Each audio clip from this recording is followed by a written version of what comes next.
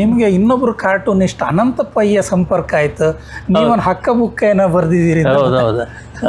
ಅನಂತ pi ಬೆಂಗಳೂರಿಗೆ ಬಂದಾಗೆಲ್ಲ ಸುಧಾಕ್ಕೆ ಒಂದು ಸರ್ತಿ ವಿಸಿಟ್ ಮಾಡಿ ನನ್ನ ಹತ್ರ ಕೂತ್ಕೊಂಡು ಒಂದು ಅರ್ಧ ಮುಕ್ಕಾಲು ಗಂಟೆ ಅದು ಇದು ಮಾತಾಡಿಕೊಂಡು, ಅವರು ನನಗೆ ನೆನಪಿದ್ದಾಗೆ ಅವರು ಕಾರ್ಕಳದಲ್ಲಿದ್ದಾಗ ಕಾರ್ಕಳದಿಂದ ಯಾವುದೋ ಒಂದು ಆಟೋಗ್ರಾಫ್ ಬುಕ್ಕಿಗೆ ಸುಮಾರು ಸಣ್ಣ ಸಣ್ಣ ಇಲಸ್ಟ್ರೇಷನ್ ಮಾಡಿದರು. ಅವ್ರು ಸ್ವತಃ ಇಲಸ್ಟ್ರೇಟರ್ ಮಾಡ್ತಾರ. ಹೌದು, ಎಷ್ಟು ಚಂದ ಮಾಡಿದ್ರು ಅಂದರೆ ನಾನು ಭಾರಿ ಇಂಪ್ರೆಸ್ ಆಗಿತ್ತು ನನಗೆ. ಅದನ್ನು ಅವರ ರಿಲೇಷನ್ ಒಬ್ಬರು ನಮ್ಮೂರಲ್ಲಿದ್ದರು. ಅವರು ಅವರ ಅನಂತ್ ಪೈ ರಿಲೇಷನ್, ಹೌದು, ರಮೇಶ್ ಪೈ ಅಂತೇಳಿ ಅವರು ನಮ್ಮ ಜೊತೆ ಕಲ್ತವರು, ನನಗಿಂತ ಸೀನಿಯರು. ಇಲ್ಲಿ ಶಾಂತಿನಿಕೇತ ಅಲ್ಲ, ಇದರಲ್ಲಿ ಬೋರ್ಡ್ ಹೈಸ್ಕೂಲಲ್ಲಿ ಇರುವಾಗ ಆಗ ಅಲ್ಲಿ ಒಬ್ಬರು ಇನ್ನೊಬ್ಬರು ಇವರು ಇದ್ದರು ಆರ್ಟಿಸ್ಟ್. ಅವರು ಈ ಚಂದಮಾಮದ ಇವ್ರದ್ದು MTV ಆಚಾರ್ಯದ ಕವರ್ ಪೇಜಸ್ಸನ್ನೆಲ್ಲ ದೊಡ್ಡ ದೊಡ್ಡ ವಾಟರ್ ಕಲರ್ಸ್ ಮಾಡ್ತಿದ್ರು, ಅದನ್ನೇ ಕಾಪಿ ಮಾಡೋದು. ಬಟ್ ತುಂಬ ಚೆನ್ನಾಗಿ ಮಾಡ್ತಿದ್ರು, ತುಂಬ ಆಕರ್ಷಣೀಯವಾಗಿತ್ತು. ಅನಂತ್ ಪೈ ಅವರು ಸ್ಕೂಲಿಗೆ ಏನಾದ್ರು ಹೋಗಿದ್ರು, ಆರ್ಟ್ ಸ್ಕೂಲಿಗೆ?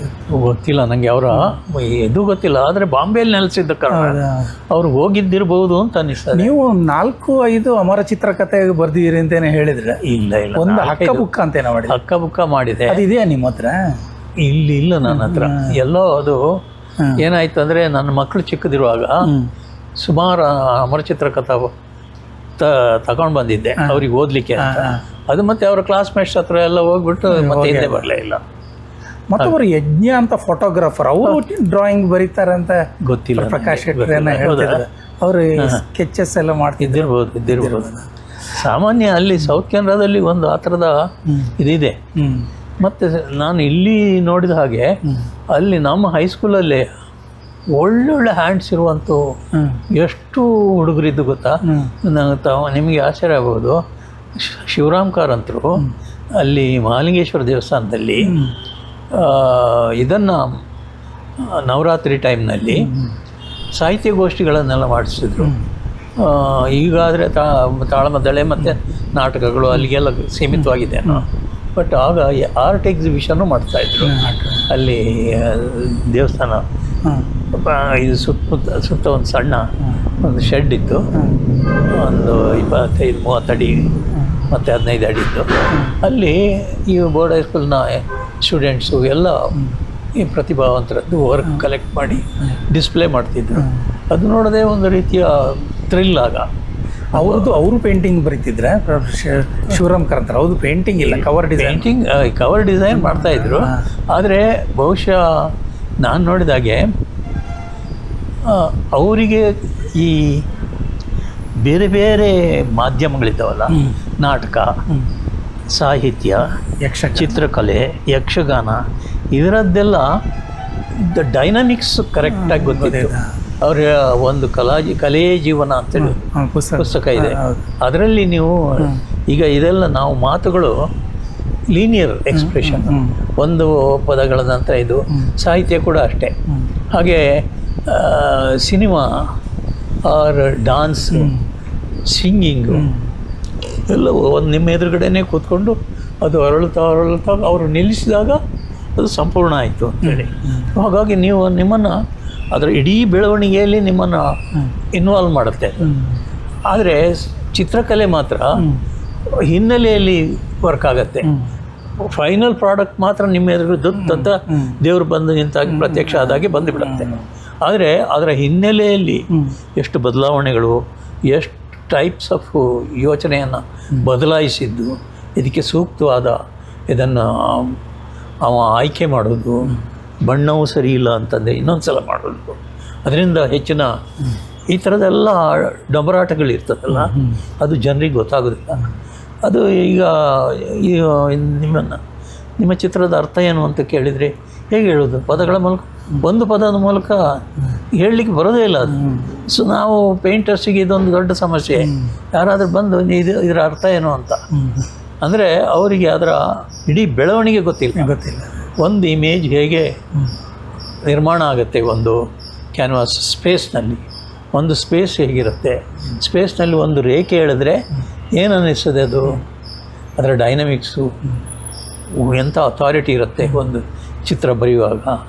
ಮತ್ತು ಅದರಲ್ಲಿ ಹೆಂಗೆ ಸ್ಪೇಸನ್ನು ಅಳವಡಿಸ್ತಾರೆ, ಅದರಲ್ಲಿ ಯಾವ ಥರ ವೈಫಲ್ಯ ಇರುತ್ತೆ, ಎಲ್ಲೋ ಯಾವ ಥರದ ಅವನು ಏನನ್ನು ಸಾಧಿಸಿದ್ದಾನೆ ಅದರಲ್ಲಿ, ಅದೆಲ್ಲ ಗೊತ್ತಿರಬೇಕು. ಆ ಡೈನಮಿಕ್ಸನ್ನು ನಮಗೆ ಯಾರೂ ಟೀಚ್ ಮಾಡಲ್ಲ, ಇವನ್ ಅದರ ಬಗ್ಗೆ ಮಾತು ಕೂಡ ಆಡೋದಿಲ್ಲ.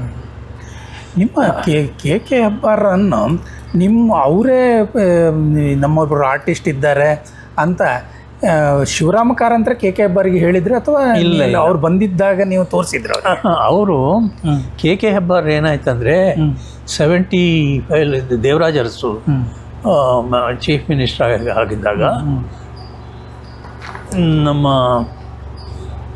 ಸಿಂಗ್ ಇವರಿದ್ದಾರಲ್ಲ ಚಿರಂಜೀವಿ ಸಿಂಗ್ ಅವರ ಸೆಕ್ರೆಟರಿ ಆಗಿ ಅವ್ರ ಹತ್ರ ಕೇಳಿದ್ರಂತೆ ಈ ಅಕಾಡೆಮಿ ಅದು ಇದೆಲ್ಲ ಹೆಡ್ಸು ಯಾರೇನು ಸಜೆಸ್ಟ್ ಮಾಡ್ತೀರಿ ಅಂತೇಳಿ. ಆಗ ಅವರು ಈ ಲಿಸ್ಟ್ ಕೊಟ್ಟಿದ್ದು, ಹೆಬ್ಬಾರರು ಲಲಿತ ಕಲಾ ಅಕಾಡೆಮಿಗೆ, ಬಿ ವಿ ಕಾರಂತರು ನಾಟಕ ಅಕಾಡೆಮಿಗೆ, ಮತ್ತು ಸಾಹಿತ್ಯ ಅಕಾಡೆಮಿಗೆ ಇನ್ನು ಯಾರ್ಯಾರು ಬೇಕು ಅಂಥವ್ರದ್ದೆಲ್ಲ ಲಿಸ್ಟ್ ಮಾಡಿ ಅವ್ರಿಗೆ ಕೊಟ್ಟಾಗ ಅವರು ಏನೂ ಇದೇನು ಹೇಳಲಿಲ್ಲ. ಈಗಾದರೆ ಈ ಕಮ್ಯುನಿಟಿ ಅವ, ಇವನಿಗೆ ಈ ಕಮ್ಯುನಿಟಿ ಅವ, ಈ ಥರ ಎಲ್ಲ ಇವುಗಳು ಬಂದಿದೆ. ಅಲ್ಲ, ಕೇಂದ್ರ ಅಕಾಡೆಮಿಯಲ್ಲಿ ಇದ್ರಲ್ಲ ಅವರು, ಕೇಂದ್ರದಲ್ಲಿದ್ದರು, ಗೋವಾ ಅಕಾಡೆಮಿ ಚೇರ್ಮನ್ ಆಗಿದ್ದರು, ಮುಂಬೈ ಅಕಾಡೆಮಿ ಚೇರ್ಮನ್ ಆಗಿದ್ದರು, ಹಾಗೆ ಕರ್ನಾಟಕದ್ದು. ಆಗ ಅವರಿಗೆ ಅವ್ರ ಮಾತಿಗೆ ಬಹಳ ಮಹತ್ವ. ಅವರು ಹೊಸತಿ ಹೇಳಿದ ಹೆಚ್ಚಿನ ವಿಷಯ, ನಮ್ಮ ತಂದೆ ತಾಯಿ ಮತ್ತು ಅವರ ತಾಯಿ ಅಕ್ಕ ತಂಗಿಯರು, ಅವರ ಪೇಂಟಿಂಗ್ ಒಂದೇ ನಮ್ಮ ಮೊನ್ನೆ ಇದೆ ಅಂತ ಸಹ ನಾನು ಹೇಳಿದ್ರಿ, ಅದೊಂದು ತೋರಿಸಿದ್ದೆ ನಿಮಗೆ, ಹೇಳಿದ್ರು. ಈಗಲೂ ಇದೆ ಅವರು. ಆದರೆ ಅದೊಂದು ಎಷ್ಟು ಮಹತ್ವದ್ದು ಅಂದರೆ ನಿಮಗೊಂದು ಆಶ್ಚರ್ಯ ಹೇಳ್ತೇನೆ. ನನ್ನನ್ನು ಶಾಂತಿನಿಕೇತನ್, ನಾನು 2ನೇ ವಿದ್ಯಾರ್ಥಿ ಬಂದದ್ದು. ಮೊದಲಿನ ವಿದ್ಯಾರ್ಥಿ ಚಂದ್ರಶೇಖರ್ ಹೋದ ತಕ್ಷಣ ಅವರು ಅಕ್ಸೆಪ್ಟ್ ಮಾಡಿದರು, ಹೆಬ್ಬಾರ್ ಬೋಲಾ ಅಂತ ಹೆಬ್ಬಾರ ಮಾತಿಗೆ ಇದಾಗಿ ಕೊಟ್ಟರು, ಯಾವುದನ್ನು ಕೇಳಲಿಲ್ಲ. ನಾನು ಹೋದಾಗ ಅಲ್ಲಿರೋದು ಪೋಸ್ಟ್ ಡಿಪ್ಲೊಮಾಕ್ಕೆ 2 ಸೀಟಲ್ಲಿ, ಒಂದು ಸ್ಟೇಟ್ನವರಿಗೆ, ಅವ್ರ ಸ್ಟೇಟ್ನವರಿಗೆ ಕೊಡೋಕ್ಕೂ ಒಂದೊಂದು ಹೊರಗಿನವನಿಗೆ ಕೊಡಬೇಕು. ಅಲ್ಲಿಯ ಸ್ಟೂಡೆಂಟ್ಗಳಿಗೆ ನನಗೆ ಕೊಡುವಾಗ ನನ್ನ ಸರ್ಟಿಫಿಕೇಟು ಎಲ್ಲ ಕೇಳಿದರು. ನಮ್ಮ ಸ್ಟೇಟ್ ಡಿಪ್ಲೊಮಾದ್ದು ಸರ್ಟಿಫಿಕೇಟ್ ಕೊಟ್ಟ ನಂತರ ಅವರಲ್ಲಿ ಪ್ರಾಬ್ಲಮ್ ಶುರು ಆಯಿತು. ಯಾಕಂದರೆ ನಮ್ಮ ಡಿಪ್ಲೊಮಾ ಅವರ ಡಿಪ್ಲೊಮಾಕ್ಕೆ ಈಕ್ವಲೆಂಟ್ ಅಲ್ಲ ಅಂತ ಅವರ ಕಲ್ಪನೆ ಅಲ್ಲ. ಆದರೆ ಇದು ರಿಯಾಲಿಟಿ ಏನಂದರೆ ಅಲ್ಲೂ ಗೌರ್ಮೆಂಟ್ ಡಿಪ್ಲೊಮಾನೇ. ಅಲ್ಲಿ ಇದು ಕಾಲೇಜ್ ಆಫ್ ಆರ್ಟ್ ಸ್ಟಾರ್ಟ್ ಮಾಡಿದಾಗಲೇ ಅದು ಅಲ್ಲಿ ಮೊದಲೇ ಇವರು ಬ್ರಿಟಿಷರು ಅಲ್ಲಿ ಕಾಲೇಜ್ ಆಫ್ ಆರ್ಟ್ ಸ್ಟಾರ್ಟ್ ಮಾಡಿದರು. ಮಡ್ರಾಸ್ದು, ಜೆದ್ದು, ಆಮೇಲೆ Calcutta college of art, Delhi college of art, ಇದನ್ನೆಲ್ಲ ಸ್ಥಾಪನೆ ಆಗಿತ್ತು. ಅದನ್ನು ಅಪ್ಗ್ರೇಡ್ ಮಾಡಿದರು, ಅದನ್ನು ಕಾಲೇಜಿಯೇಟ್ ಎಜುಕೇಷನ್ಗೆ ಸಮ ಮಾಡಿದರು. ಆದರೆ ಕರ್ನಾಟಕದಲ್ಲಿ ಮಾತ್ರ ಈ ಡಿಪ್ಲೊಮಾ ಕೊಡ್ತಿದ್ದದ್ದು ಹೈಯರ್ ಸೆಕೆಂಡ್ರಿ ಎಜುಕೇಷನ್ ಬೋರ್ಡ್. ಅದಕ್ಕೆ ನಾನು ನಮ್ಮ ಸರ್ಟಿಫಿಕೇಟ್ ನೋಡಿಬಿಟ್ಟು ಅವ್ರು ಹೇಳಿದರು, ಇದನ್ನು ಇಕ್ವೇಟ್ ಮಾಡಲಿಕ್ಕಾಗಲ್ಲ, ಇಲ್ಲಿದ್ದು ಯೂನಿವರ್ಸಿಟಿ ಕೊಡುವಂಥ ಡಿಪ್ಲೊಮಾ, ಅಲ್ಲಿ ನಿಮ್ಮದು higher secondary education, this is nothing but higher secondary education ಇದು ಸರ್ಟಿಫಿಕೇಟ್, ಇದು ಲಿವಿಂಗ್, ಇದನ್ನು ನಾವು ಹೇಗೆ ಈಕ್ವೇಟ್ ಮಾಡೋದು ಅಂತ ಕೊನೆಗೆ ಅವರು ಸುಮಾರು ಇದನ್ನೆಲ್ಲ ಮೀಟಿಂಗ್ ಎಲ್ಲ ಮಾಡಿ ಕೊನೆಗೆ ಕೊಟ್ಟು ನಾವು ನನಗೆ ಸೋಮನಾಥ್ ಅವ್ರು ಕರೆದು ಹೇಳಿದರು, this is not because of your certificate, because of your talent we are giving your seat ಅಂತೇಳಿ. ಮತ್ತು ಅದನ್ನು ಇಲ್ಲಿಗೂ ಬರೆದಿದ್ರು. ಚಂದ್ರಶೇಖರ್ ಅವರಿಗೆ ಯಾವುದಿತ್ತು, ಅವ್ರದ್ದು ಇದೇನೆ.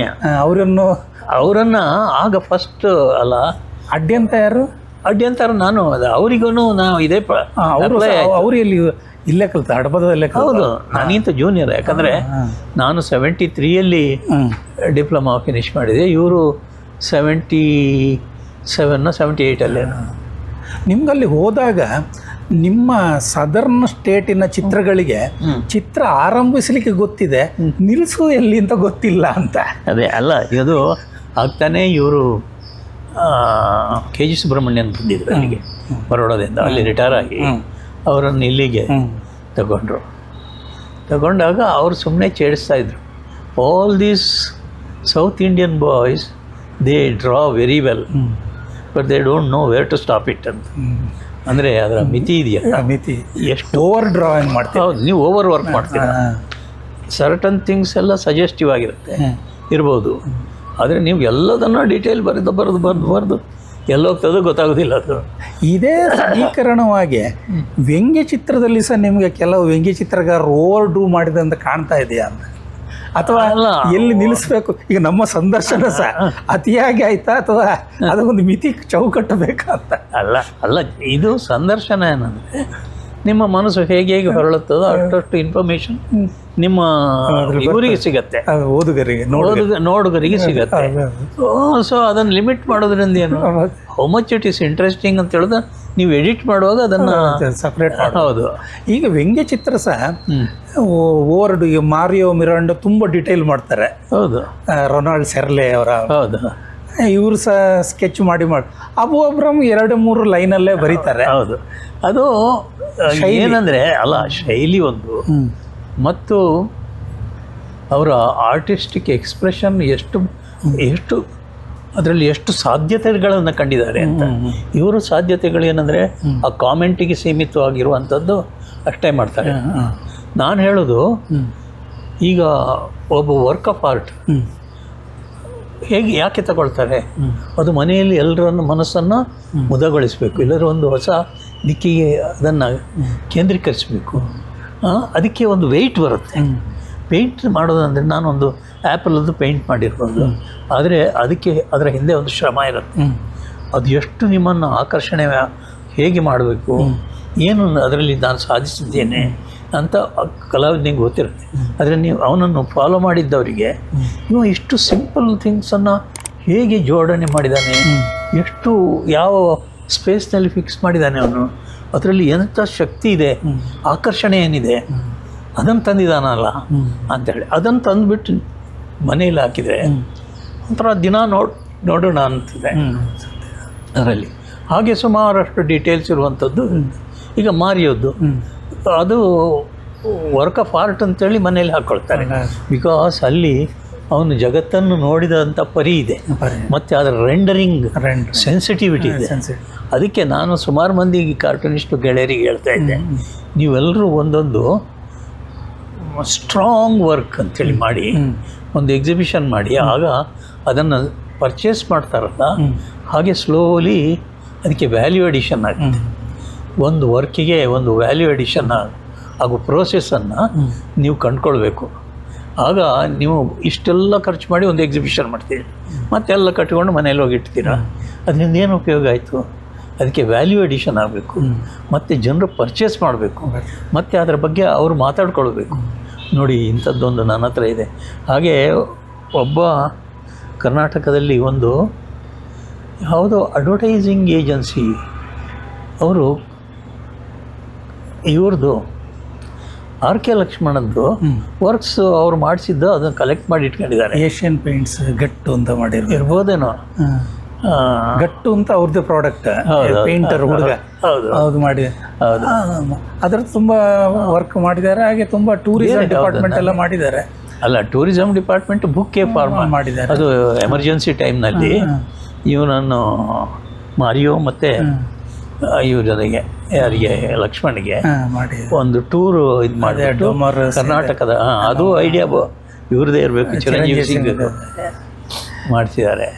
ಹಾಗೆ ಈ ಪಿಕ್ಚರಿಗೆ ವ್ಯಾಲ್ಯೂ ಎಡಿಷನ್ ಆಗಬೇಕು. ನೀವು ಒಂದು ಹಿಂದೆ ಒಂದು ಸತಿ ಭಾಷಣದಲ್ಲಿ ಒಂದು ನಾನು ಹೇಳಿದೆ, ವ್ಯಂಗ್ಯ ಚಿತ್ರಗಾರರೇ ವ್ಯಂಗ್ಯ ಇರೋದು ಜಗತ್ತಿನಲ್ಲಿ, ನೀವು ವ್ಯಂಗ್ಯವನ್ನು ಗುರುತಿಸಿದ್ರೆ ವ್ಯಂಗ್ಯ ಚಿತ್ರಗಾರರಾಗ್ತೀರಿ ಅಂತ ಹೇಳಿ. ನಿಮ್ಮದು ಹಲವಾರು ಇದು ಪ್ರಿಂಟ್ ಮೇಕಿಂಗಲ್ಲಿ ಕೆಲವು ರಾಜರು ಇದೆಲ್ಲ ಅದರಲ್ಲಿ ವ್ಯಂಗ್ಯ ಇದೆ ಕಾಣ್ತದೆ. ಹೌದು, ಅಲ್ಲ, ನನ್ನ ಪೇಂಟಿಂಗ್ನ ಇಡೀ ನಾವು ಸಾಮಾನ್ಯವಾಗಿ ಈಗ ಎಲ್ಲರಲ್ಲೂ ಒಂದು ಅಹಂ ಇರುತ್ತೆ. ಅಹಮ್ಮನ್ನು ಪಿಂಚ್ ಮಾಡುವಂಥ ಸಣ್ಣ ಪುಟ್ಟ ಒಂದು ಕಾಮಿಕಲ್ ಸೀನ್ ಮಾಡ್ತೇನೆ. ಅದರಲ್ಲಿ ಸ್ವಲ್ಪ ಹ್ಯಾಂಡ್ಲ್ ಇಡ್ತೇನೆ, ಪೇಂಟರ್ಲಿ ಮಾಡೋಣ ಅಂತ. ಅಂದರೆ ಜನರಿಗೆ ನೋಡಿದ ತಕ್ಷಣವೇ ನಾವು ಸಾಮಾನ್ಯ ಜನರನ್ನು ಇಗ್ನೋರ್ ಮಾಡಿಬಿಟ್ರೆ ಅವರು ಆಸ್ತೆ ವಹಿಸೋದಿಲ್ಲ. ನಮ್ಮ ಮನೆಯಲ್ಲಿ ಒಂದು ಇವ್ರ ಪೇಂಟಿಂಗ್ ಇದೆ, ತಮಾಷೆ ಆಗಿದೆ ಅಂತ ಹೇಳ್ತಾರೆ. ಒಬ್ಬ ರಾಜ ಇರ್ತಾನೆ, ಒಂದು ನಾಯಿ ಇರುತ್ತೆ, ಮತ್ತು ಅವನ ಸುತ್ತಮುತ್ತ ಬೇರೆ ಬೇರೆ ವಿಚಿತ್ರ ಕಲಾಪಗಳೆಲ್ಲ ಇರುತ್ತದೆ. ರಾಜನ ಹಲವು ಮುಖಗಳನ್ನು ತೋರಿಸುವಾಗಿರುತ್ತೆ. ನಿಮ್ಮ ಹಲವಾರು ಪೇಂಟಿಂಗ್ ಅದೇ ಇದು ಪ್ರಿಂಟ್ ಮೇಕಿಂಗಲ್ಲೇ ಅದೊಂದು ಸ್ವಲ್ಪ ನೋಡಿದರೆ ವ್ಯಂಗ್ಯ ಇದೆ ಅದರಲ್ಲಿ. ಅದು ಒಂಥರ ಕಾಮಿಕ್. ಆದರೆ ಹೆಚ್ಚು ನನ್ನ ಅರ್ಲಿಯರ್ ಪ್ರಿಂಟ್ ಮೇಕಿಂಗ್ನಲ್ಲಿ ಭಾಳ ಸೀರಿಯಸ್ ಡ್ರೀಮ್ಸನ್ನೆಲ್ಲ ಬರೆದಿದ್ದೆ. ಒಂದು ರೀತಿಯಲ್ಲಿ ಅದು ಸ್ವಲ್ಪ ನಿಮ್ಮನ್ನು ಶೇಕ್ ಮಾಡುತ್ತೆ ಅಂತ. ಮತ್ತು ಒಂಥರ ಆ ವಿಚಾರಗಳಿಗೆ ಜನರು ಅಷ್ಟೊಂದು ಚಂದ ಸ್ಪಂದಿಸ್ತಾರ ಇಲ್ವಾ ಒಂದು ಡೌಟ್. ಆದರೆ ನನಗೆ ಒಂದು ರೀತಿಯ ಕೆಥಾರ್ಸಿಸ್ ಅಂತ ಹೇಳ್ತಾರೆ. ನನ್ನ ಅನುಭವಗಳಿದೆಯಲ್ಲ, ಆ ಅನುಭವಗಳನ್ನು ಅದಕ್ಕೆ ಹಾಕಬೇಕು ಅಂತ ಒಂದು ಮ್ಯೂಸಿಯಂ ಅಂತಂದು ಮಾಡಿದ್ದೆ. ಅದು ಬಾಂಗ್ಲಾದೇಶ್ ಬೈನಲ್ನಲ್ಲೆಲ್ಲ ಹೋಗಿತ್ತು. ಹಾಗೆ ಒಂದು ಕ್ಲಬ್ ಡ್ಯಾನ್ಸರ್ ಒಂದು ಮಾಡಿದೆ. ಅದಕ್ಕೆ ಚಂಡೀಗಢ ಇದರಲ್ಲಿ ಅವಾರ್ಡ್ ಬಂದಿತ್ತು, ನಾನು ಶಾಂತಿನಿಕೇತನದಲ್ಲಿದ್ದಾಗಲೇ.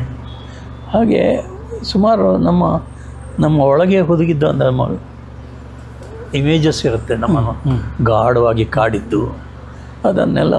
ನೀವು ಬೆಂಗಳೂರಿಗೆ 1968 ಬಂದಿರಿ, ಆಗ ಬರೀ ನಿಮ್ಗೆ 20 ವರ್ಷ ಏನಾಯ್ತು? ಇಲ್ಲ, 17 ವರ್ಷ. ಆಗ ನಿಮಗೆ ಪುತ್ತೂರಿನ ಆಸುಪಾಸಿನಲ್ಲಿ ಕಂಬಳ, ಭೂತಕೋಲ ಇದರದ್ದೇನೋ ಪ್ರಭಾವ ಬೀಸಿತ್ತಾ? ಏನಿಲ್ಲ. ನನಗೆ KK ಹೆಬ್ಬಾರರು ಸಹ ಈ ಕೋಳಿ ಅಂಕ ಬರೆದವ್ರು ಇಂಡೋನೇಷ್ಯಾದಲ್ಲಿ. ಆಮೇಲೆ ನಿಮ್ಮ ಈ MF ಹುಸೇನ್ ಅವರ ಕುದುರೆ ಅದ್ರ ಪ್ರಭಾವ ಚೈನದ್ದು ಅವ್ರದ್ದು, ಅವ್ರು ಹೇಳೋ ಪ್ರಕಾರ ಇರ್ಬೋದು. ಅದೇ ನಮಗೆ ಯಾವುದು ನಮ್ಮನ್ನು ಇನ್ಫ್ಲೂಯೆನ್ಸ್ ಮಾಡುತ್ತೆ, ಯಾವ ಕಡೆಯಿಂದ ಈ ಮೂಲಗಳಿಂದ ಅದು ಬಂದಿತ್ತು ಅಂತೇಳಿ ನೋಡಿದರೆ ಆಶ್ಚರ್ಯ. ನೀವು ಬೆಂಗಳೂರಿನಲ್ಲೇ ಹೆಚ್ಚು ಕಳೆದ ಇಡೀ 60 ವರ್ಷ. ಈಗ 60. ನಿಮಗೆ ಹೇಗೆ ಕಾಣ್ತದೆ ಬೆಂಗಳೂರು, ಹಿಂದಿನ ಬೆಂಗಳೂರು, ಈಗಿನ ಬೆಂಗಳೂರು? ಈಗಿನ ಬೆಂಗಳೂರು ನಿಮಗೆ ಜನರ ಟಚ್ ಇಟ್ಕೊಳ್ಳೋದು ಕಷ್ಟ ಆಗುತ್ತೆ. ಮೊದಲಾದರೆ ನಾನು ನಂದಾತೆ ಸೌತ್ ಎಂಡ್ ಸರ್ಕಲಲ್ಲಿದ್ದೆ ರೂಮ್ ಮಾಡಿಕೊಂಡು. ಅಲ್ಲಿಂದ ನಾನು ನಮ್ಮ ಸ್ಕೂಲ್ ಇದ್ದದ್ದು ಗಾಂಧಿನಗರದಲ್ಲಿ. ನಾನು BSK ವರ್ಮಾ ಅವರು, BKS ವರ್ಮಾ, ನಾನು ಆಫೀಸಿಗೆ, ನಮ್ಮ ಆಫೀಸ್ ಇದ್ದದ್ದು ಮಲ್ಲಿಗೆ JC ರೋಡಲ್ಲಿ, ಭಾರತ್ ಟಾಕೀಸ್ ಎದುರುಗಡೆ ಇದ್ದ.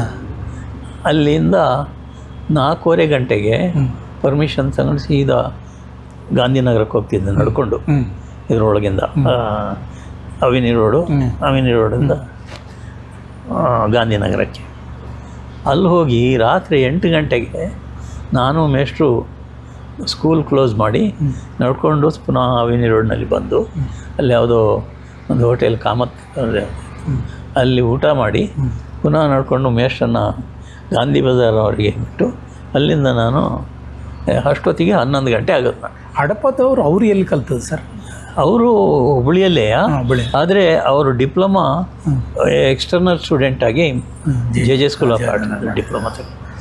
ನಮಗೆ ಆಗ ಎಲ್ಲ ಇದ್ದದ್ದು JJ ಸ್ಕೂಲ್ ಆಫ್ ಆರ್ಟ್ನ ಇನ್ಫ್ಲೂಯೆನ್ಸೇ, ಅಂದರೆ ಅದೇ ಸಿಲೆಬಸ್ಸು ಎಲ್ಲ ಇದ್ದದ್ದು.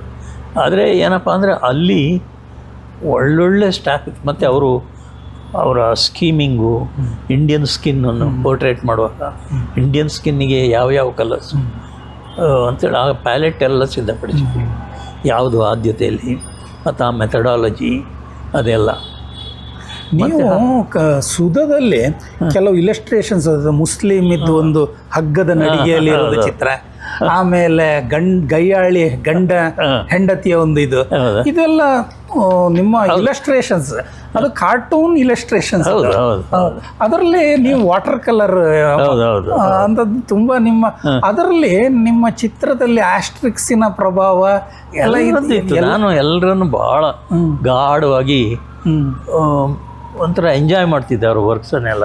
ಮತ್ತು ಮೊರಾರ್ಜಿ ದೇಸಾಯಿಯ ಸಂಪುಟ ಬಂದಾಗ ಪ್ರತಿ ಮಂತ್ರಿದ್ದು ಮಂತ್ರಿಮಂಡಲ ಅಂತ ಒಂದು ಪುಸ್ತಕ ಮಾಡಿದ್ರಿ ನೀವು. ನಿಮ್ದು ಕ್ಯಾರಿಕೇಚರ್ ಇತ್ತು ಪ್ರತಿಯೊಂದು ಪುಟ. ಹೌದಾ? ಮರ್ತೋಗಿದೆ. HSK ಅವರು ಎಲ್ಲ ಮಂತ್ರಿಮಂಡಲದ ಪರಿಚಯ, ಅದಕ್ಕೆ ನಿಮ್ಮ ಚಿತ್ರ ಇತ್ತದಲ್ಲಿ. ಎಷ್ಟು ಮಾಡಿದೆ ಅದರಲ್ಲಿ, ಸುಧಾದಲ್ಲಿ 33 ವರ್ಷ ಕೆಲಸ ಮಾಡಿದ್ದೇನಲ್ಲ, ಹಾಗಾಗಿ ಎಲ್ಲವೂ. ಅಲ್ಲಿ ನೀವು ಕ್ಯಾರಿಕೇಚರ್ ತುಂಬ ಬರೆದಿದ್ದೀರಿ, ಇಲಸ್ಟ್ರೇಷನ್ಸ್ ಇಂಥ ಕವರ್ ಡಿಸೈನಿಂಗ್ ಎಲ್ಲ. ನನಗೆ ಆಗ ಒಂದು ಆಸಕ್ತಿ ಇತ್ತು.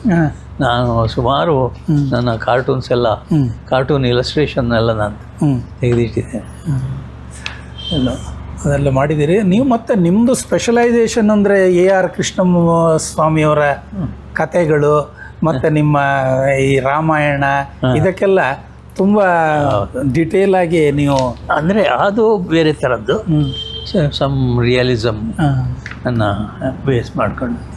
ಆದರೆ ಸುಮಾರು ಸತಿ ನನಗೆ ನಾನು ಮಾರಿಯೋನ ಭಕ್ತ.